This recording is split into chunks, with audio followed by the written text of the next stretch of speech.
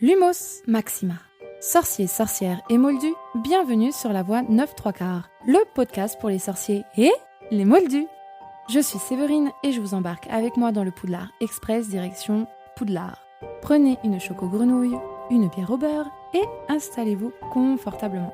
Sorciers, sorcières et moldus, répétez après moi. Je jure solennellement que mes intentions sont mauvaises. Plongez dans la pensine. Suivez le rappel-tout.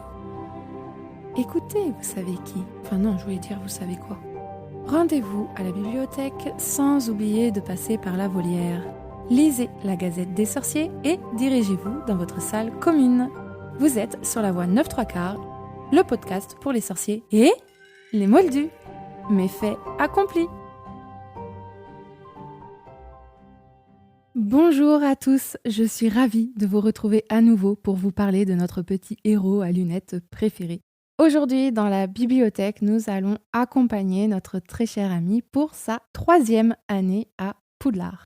Vous connaissez maintenant le principe du podcast et dans la bibliothèque, je vais donc résumer le livre chapitre par chapitre, comme pour les épisodes précédents de la bibliothèque. Si vous êtes nouveau, je vous invite à écouter les premiers épisodes pour suivre les aventures du podcast, mais surtout de Harry. J'ai fait un ordre chronologique et logique en fait, et vous êtes censés suivre cet ordre. Mais bon, chacun fait comme il veut, je ne vous en voudrais pas du tout si vous m'écoutez dans le désordre. Quoique...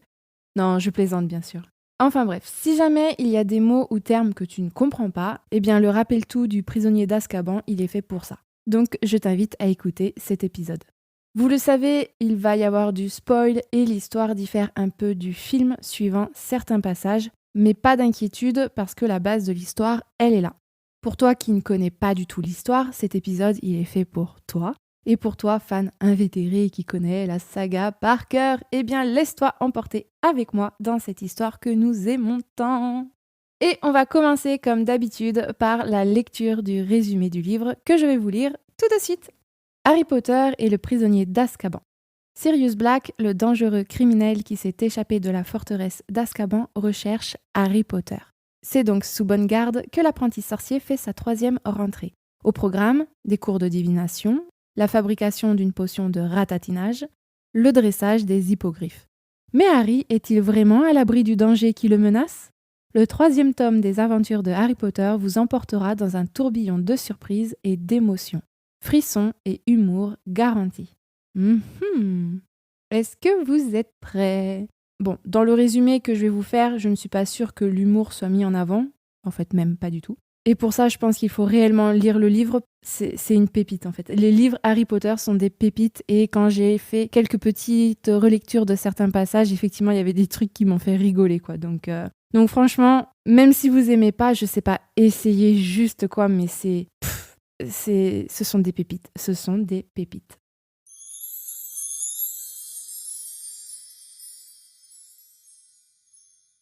Chapitre 1. Hibou Express. Harry passe les vacances d'été chez son oncle et sa tante. Des vacances pas du tout agréables puisque Harry est obligé de faire ses devoirs en pleine nuit. De plus, ayant donné le numéro de téléphone du domicile, un jour, Ron a appelé, mais ne savant pas se servir d'un téléphone, il s'est mis à hurler dedans au lieu de parler normalement. Ce qui a rendu son oncle Vernon furieux. Et oui, c'était lui qui avait décroché. Suite à ça, Harry eut des nouvelles de ses amis qu'à son anniversaire, où 3 hiboux lui ont apporté des cadeaux. Ron lui offre un strutoscope de poche, une espèce de toupie qui tourne et s'allume lorsque quelqu'un en qui on ne peut pas faire confiance se trouve dans les parages. Oui, bon, ça, je n'en ai pas parlé dans le rappel-tout. Hermione lui a offert un nécessaire à balai, une belle boîte contenant une crème à polir, des cisailles, une boussole et un manuel d'entretien pour balai. Et de Hagrid qui lui a offert le monstrueux livre des monstres. Un livre particulièrement bizarre puisqu'il peut mordre. Harry reçoit également sa lettre de rentrée pour Poudlard où il apprend que les élèves de 3e année peuvent se rendre à Préolard pendant les week-ends à condition de faire signer une autorisation de sortie par un parent ou un tuteur légal. Chapitre 2. La grosse erreur de la tante Marge. À la télévision, Harry apprend qu'un dangereux criminel s'est évadé de prison, Sirius Black. La sœur de l'oncle Vernon, Marge, vient passer une semaine chez les Dursley. Harry négocie la signature de l'autorisation de sortie. Si la semaine se passe bien, son oncle la signera. Harry décide de ranger toutes ses affaires de sorcier et de se comporter comme un moldu. Il demande même à Edwige de rejoindre Ron. La tante Marge est une vraie terreur et Harry se retient toute la semaine, avec une petite technique propre à lui. Le dernier soir, elle insulte Harry et ses parents. Harry, qui n'arrive plus à se retenir, se retrouve dans une telle rage qu'il craque et finit par faire gonfler sa tante comme un ballon. Suite à ça, il récupère ses affaires et quitte la maison. Chapitre 3. Le Magicobus. Harry se retrouve seul dans la rue et il aperçoit une silhouette massive avec de grands yeux scintillants, ce qui lui fait perdre l'équilibre. Dans une grande détonation, un bus violet apparaît. Involontairement, Harry a appelé le Magicobus qui va l'emmener à Londres au chaudron baveur. Pendant son trajet, quelque peu particulier, Harry apprend qu'en réalité, Sirius Black était un partisan de Voldemort, que 12 ans plus tôt, il a tué 13 personnes en un seul sort. C'est le premier sorcier de l'histoire à avoir réussi à s'échapper d'Azkaban, la prison des sorciers. Arrivé au chaudron baveur, Harry est reçu par le ministre de la Magie, Cornelius Fudge. Pensant être exclu de l'école et aller en prison, il apprend avec soulagement qu'il va pouvoir rester sur place jusqu'à la rentrée à Poudlard. En entrant dans sa chambre, il y retrouve Edwige qui était arrivée 5 minutes après lui. Chapitre 4. Le chaudron baveur. Harry passe le reste de ses vacances sur le chemin de traverse et profite à fond de sa toute nouvelle liberté. La veille de la rentrée, Harry retrouve Ron et son rat Croutard qui est en très mauvais point, et Hermione avec un petit compagnon, un chat du nom de Patenron. Patenron, qui est le nouveau venu de la bande, n'enchante pas Ron du tout, ni même Croutard d'ailleurs, qui en a peur. Le soir, Harry surprend une dispute entre les parents de Ron et apprend que Sirius Black veut le tuer. Chapitre 5. Le détraqueur. Ça y est, c'est le 1er septembre, 11h, rendez-vous voie 9-3/4. Dans le train, Harry, Ron et Hermione occupent le même compartiment qu'un nouvel enseignant, Rémus Lupin. Le professeur dort à point fermé et Harry en profite pour leur parler de ce qu'il a appris sur Sirius Black. Quand soudain, le train s'arrête et une créature ouvre la porte du compartiment. Le désespoir s'installe, ainsi que le froid, et Harry s'évanouit. Il se réveille et le professeur Lupin lui donne du chocolat. À l'école, Harry loupe pour la 2e fois la cérémonie de tri du château avec Hermione. Effectivement, McGonagall a été prévenue du malaise de Harry et l'emmène, lui, ainsi qu'Hermione, dans son bureau. Étant inquiète, elle a fait venir l'infirmière, Madame Pommefraîche, ce qui l'agace profondément d'ailleurs, puisqu'il se sent bien. Échappant d'une nuit à l'infirmerie, il sort du bureau et attend Hermione qui est restée discuter avec le professeur. Une fois fini, ils se rendent dans la grande salle où Dumbledore annonce que les détraqueurs garderont Poudlard et que Hagrid a été nommé professeur de soins aux créatures magiques. Chapitre 6. Coup de griffe et feuille de thé. Le lendemain, Malfoy se moque du malaise de Harry en mimant un évanouissement. Les emplois du temps sont distribués et, en 3e année, les élèves ont tous quelques nouvelles matières. Au contraire, Hermione semble en avoir beaucoup plus que les autres. D'ailleurs, sur son emploi du temps, elle a 3 cours à la même heure et refuse d'expliquer aux garçons comment elle va faire. Au cours de divination, lors d'une lecture de feuilles de thé, le professeur Trelawney prédit la mort de Harry. Au cours de métamorphose, McGonagall leur parle des Animagi. Ce sont des sorciers capables de se changer en animaux. Oui, là aussi, j'en ai pas parlé dans le rappel-tout. Oups. Et en soins et créatures magiques, pour son premier cours, Hagrid présente les hippogriffes aux élèves. Il explique que les hippogriffes sont des créatures d'une grande fierté qui prônent la politesse. Il suffit de les saluer en s'inclinant et attendre leur salut et veiller à ne jamais les insulter sous peine d'être attaqué. Harry, qui se porte volontaire, parvient à monter sur le dos d'un hippogriffe du nom de Buck. Ensuite, les élèves forment des groupes avec chacun un hippogriffe. Drago, Crabbe et Goyle, ces 2 acolytes, se retrouvent avec Buck qui rend le salut de Malfoy.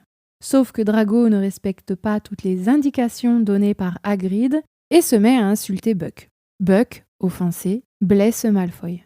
Le soir, inquiet de ne pas voir Hagrid dans la grande salle, Harry, Ron et Hermione vont lui rendre visite dans sa cabane et le réconfortent. Chapitre 7. Un épouvantard dans la penderie. Les cours continuent et les garçons remarquent que Hermione apparaît et disparaît souvent à chaque début et fin de cours. Au cours de défense contre les forces du mal, le professeur Lupin donne un cours sur les épouvantards.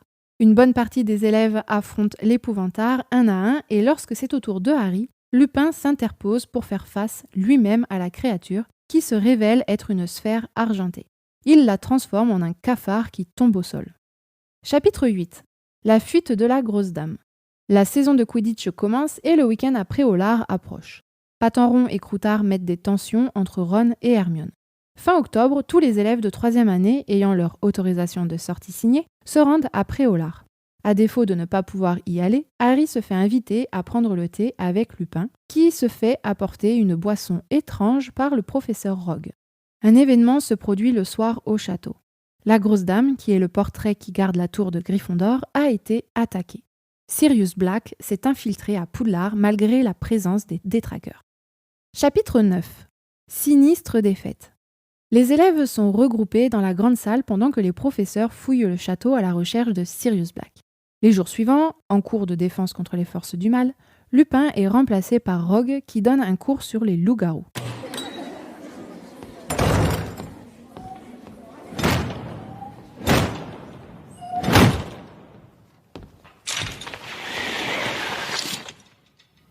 Ouvrez vos livres, page 394. Un cours bien plus avancé sur le programme de l'année d'ailleurs. Les loups-garous ?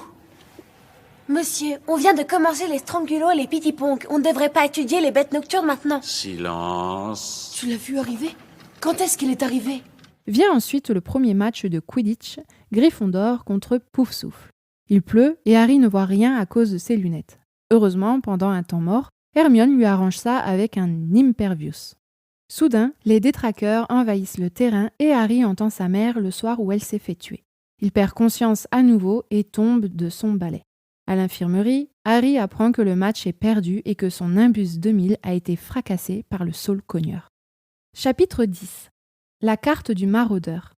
À la fin d'un cours de défense contre les forces du mal, Harry obtient la promesse du professeur Lupin qui l'aidera à se protéger des détraqueurs. Lors du prochain week-end à Préolard, Fred et George offrent à Harry une carte, la carte du maraudeur. Cette carte a la faculté de connaître la position de chaque personne présente à l'école, mais également des passages secrets, dont un qui emmène Harry à Préolard. Au pub des Trois Balais, Harry, Ron et Hermione surprennent une conversation entre des professeurs, le ministre de la Magie et la gérante du pub, Madame Rosmerta. Ils découvrent que Sirius Black était le meilleur ami de ses parents et qu'ils sont morts à cause de sa trahison. Ils apprennent également que Sirius Black est le parrain de Harry. Chapitre 11. L'éclair de feu. En rendant visite à Hagrid, ils apprennent qu'il est convoqué à une audience concernant Buck suite à la blessure de Malfoy. Pour Noël, Harry reçoit un cadeau anonyme. Un balai. Mais pas n'importe quel balai, c'est un éclair de feu. Le meilleur balai qui existe. Mais pensant le balai ensorcelé par Sirius Black, Hermione réussit à le faire confisquer par le professeur McGonagall. Le professeur Flitwick et Madame Bibine sont en charge de le vérifier. Chapitre 12. Le Patronus. Les garçons en veulent à Hermione et Noël passé, les cours reprennent. Lupin aide Harry à combattre les détraqueurs en lui apprenant le sortilège du Patronus. Harry découvre que Lupin a connu James Potter et Sirius Black lors de sa scolarité à Poudlard. Ron se questionne sur les cours d'Hermione et ne comprend pas comment elle peut assister à d'autres cours alors qu'elle est avec eux en classe.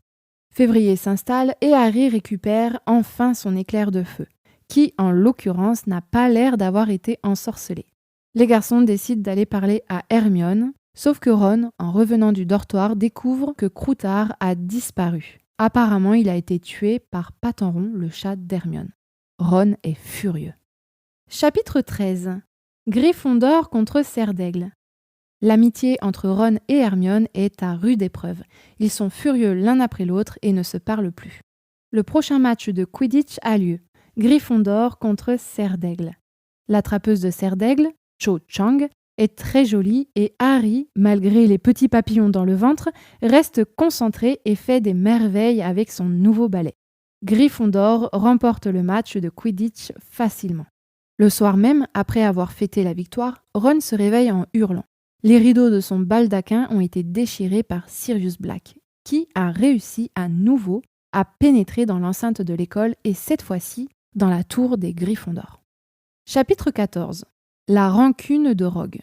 Le château est une nouvelle fois fouillé en vain et le lendemain, les mesures de sécurité de l'école ont été renforcées. Hagrid invite Harry et Ron pour leur parler d'Hermione qui va très mal. Harry se rend une nouvelle fois à Préolard avec cette fois-ci sa cape d'invisibilité. En se promenant avec Ron, il se dirige vers la cabane hurlante. Malfoy débarque avec Crabbe et Goyle et il en profite pour lancer des pics à Ron. Harry, étant invisible, en profite pour attaquer Malfoy en lui lançant de la boue. Sauf qu'à un moment, la tête de Harry apparaît. Apeurés, les 3 garçons partent en courant et Harry décide de rentrer au château rapidement. Une fois arrivé dans le couloir de l'école, il est surpris par le professeur Rogue qui l'emmène dans son bureau. Il découvre la carte qui l'insulte en essayant de la lire. Il appelle le professeur Lupin pensant que c'est un objet de magie noire. Le professeur Lupin sauve la mise à Harry qui lui confisque la carte du maraudeur en le réprimandant. Ensuite, malgré toute l'aide qu'elle a apportée à Hagrid, Hermione apprend aux garçons que Buck a été condamné à mort. Chapitre 15. La finale de Quidditch. Ron décide d'aider Hermione pour l'audience en appel de Buck. Elle s'excuse pour Croutard, ce qui met fin à leur dispute. À la fin du cours de soins aux créatures magiques, Malfoy rigole des pleurs de Hagrid. Et Hermione, excédée, gifle Malfoy. En cours de divination, elle décide d'abandonner la matière. La nuit de la veille du match, Harry, dormant mal, se réveille pour aller boire et aperçoit par la fenêtre Patenron dans le parc, accompagné d'un énorme chien noir. Le lendemain, c'est le dernier match de Quidditch et Gryffondor gagne contre Serpentard, ce qui permet à Gryffondor de gagner la coupe de Quidditch. Chapitre 16. La prédiction du professeur Trelawney. Les examens de fin d'année arrivent, tout comme l'audience en appel pour Buck. Lors de son dernier examen en divination, Harry voit le professeur Trelawney rentrer en transe et faire une prédiction. Ce soir, avant minuit, le serviteur ira rejoindre son maître, et bientôt le Seigneur des Ténèbres surgira à nouveau, plus puissant et plus terrible que jamais. Incrédule, Harry alla en parler à Ron et Hermione, mais il lui annonce que le soir même, Buck sera exécuté. Voulant soutenir Hagrid, ils se rendent à sa cabane. Ron y retrouve son rat amaigri, mais ils doivent partir très vite pour ne pas se faire repérer par Dumbledore, le Premier ministre, et le bourreau qui arrive pour l'exécution de Buck. En partant, ils entendent le bruit de la hache. Buck a été exécuté. Chapitre 17. Chat, rat et chien. Sous la cape d'invisibilité, Patenron s'approche doucement d'eux, et Croutard, qui se débat depuis que Ron l'a récupéré, s'enfuit suivi de Patenron. Ron se lance également à la poursuite de Croutard. Une fois récupéré, il se fait attraper par un énorme chien qui le traîne sous le sol cogneur. Harry et Hermione les suivent grâce à Patenron qui immobilise l'arbre. C'est un passage secret qui mène à la cabane hurlante de Préolard. Harry et Hermione retrouvent Ron qui leur annonce qu'en réalité, le chien est un animagus. C'est Sirius Black. Black désarme Harry et Hermione avec la baguette de Ron. Mais Harry se jette sur lui et parvint à le neutraliser. Sirius à terre, Harry est prêt à le tuer, mais Patenron vient se poser sur sa poitrine. Du bruit se fait entendre et Lupin les rejoint et désarme Harry. Voyant Lupin se ranger du côté de Sirius Black, Hermione révèle que Lupin est en réalité un loup-garou. Lupin explique calmement qu'il sait se servir de la carte du maraudeur et qu'il les a vus sortir du château pour aller voir Hagrid, jusqu'au moment où il les a aperçus sortir accompagnés d'une personne en plus. D'un sorcier que tout le monde pensait mort depuis 12 ans. Peter Pettigrew, et c'est un animagus. Chapitre 18. Lunar, Queue de Verre, Patte-Molle et Corne-Dru.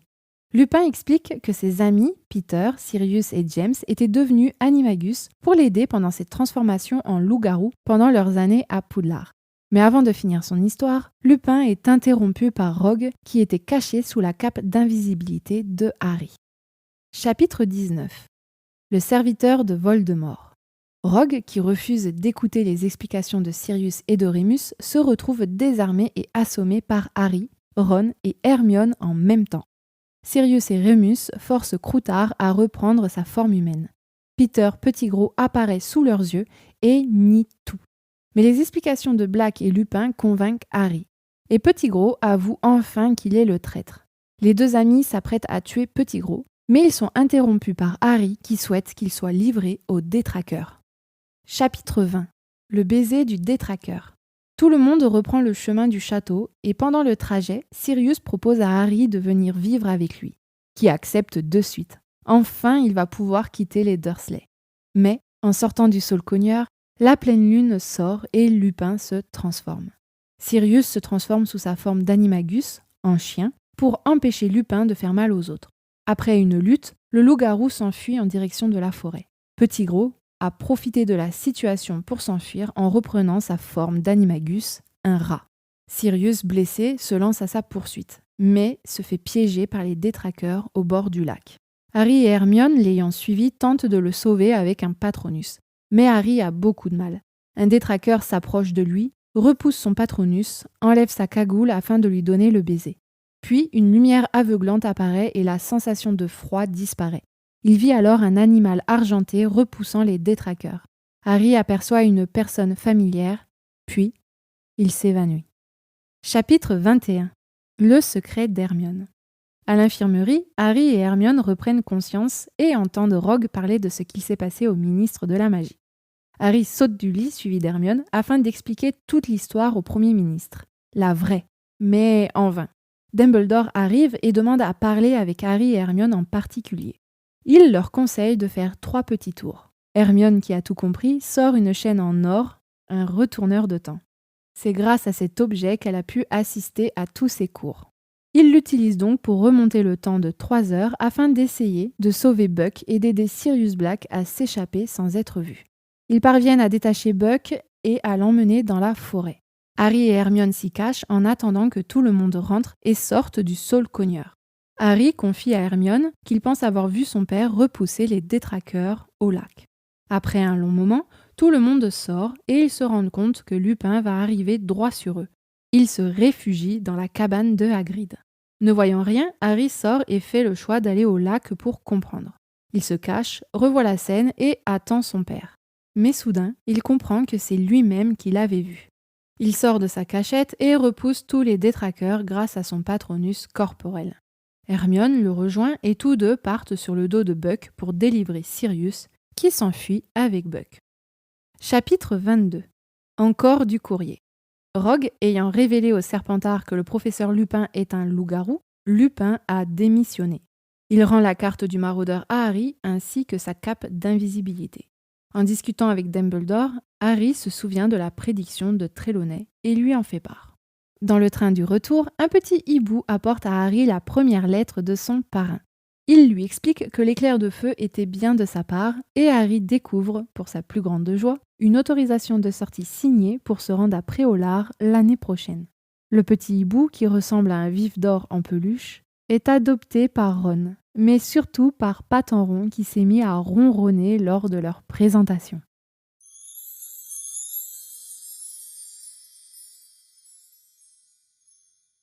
Et voilà, Harry Potter et le prisonnier d'Azkaban est terminé. Comme pour les premiers tomes, je me suis aidée de l'article de la Gazette du Sorcier qui résume par chapitre les tomes. Je mets le lien dans la description comme toujours. Je m'en sers toujours comme base et ça m'aide drôlement en évitant la relecture complète du livre avant l'écriture de l'épisode, bien évidemment. Sachez que je survole tout de même les chapitres pour voir si une chose importante à mes yeux doit être spécifiée. Et j'en trouve, croyez-moi. Dans tous les cas, j'espère que l'épisode vous a plu. Je vous remercie tous pour votre écoute, ça me touche toujours autant. On approche doucement mais sûrement des 10 000 écoutes. C'est juste énorme. C'est juste waouh. J'ai même plus de mots en fait. Et d'ailleurs, quand on arrivera aux 10 000 écoutes, bien, je pense sincèrement refaire un concours pour fêter cela. Quand j'ai commencé, je ne pensais pas faire autant d'écoutes. Sincèrement, je me disais, voilà, si je fais une petite centaine d'écoutes, ce serait top. Et là, à bientôt 1 an du podcast, les 10 000 arrivent en fait. C'est fou. Merci, vraiment merci. Et merci. Merci aussi pour toutes vos notes sur le podcast et vos retours sur ma question du rappel-tout de l'épisode de la semaine dernière. Les avis divergent sur ma petite question de l'épouvantard détraqueur et je reviendrai dessus sur un autre épisode spécial, je pense. Voilà, j'en dis pas plus, je réfléchis à ça, à voir comment je vais faire en fait. Voilà. N'oublie pas que tu peux noter le podcast sur Spotify, tout comme sur Apple Podcast, ou tu peux laisser un avis en plus de la note. Le podcast, il est également dispo sur YouTube. Enfin, je dis ça, je dis rien. Mais voilà, surtout si tu aimes La Voix 9 3/4, bien, n'hésite pas surtout à en parler à tes amis Potterhead. Voilà. Encore merci d'être restés jusque-là. Je vous souhaite à tous de passer une agréable journée ou nuit. Et je vous dis, je l'espère, à la semaine prochaine pour un nouvel épisode magique. Salut, salut! Sorciers, sorcières et moldus, merci infiniment de m'avoir écouté. J'espère que vous avez passé un très bon moment. Laissez-moi une ou plusieurs petites étoiles, un commentaire, ça fait toujours plaisir et surtout, c'est déduit par les impôts moldus. Et les gobelins ne vous en tiendront pas rigueur, je vous le promets. Je vous retrouve la semaine prochaine pour un nouvel épisode magique. C'était La Voix 9 3/4, le podcast pour les sorciers et les moldus. À très vite les magicos. Nox!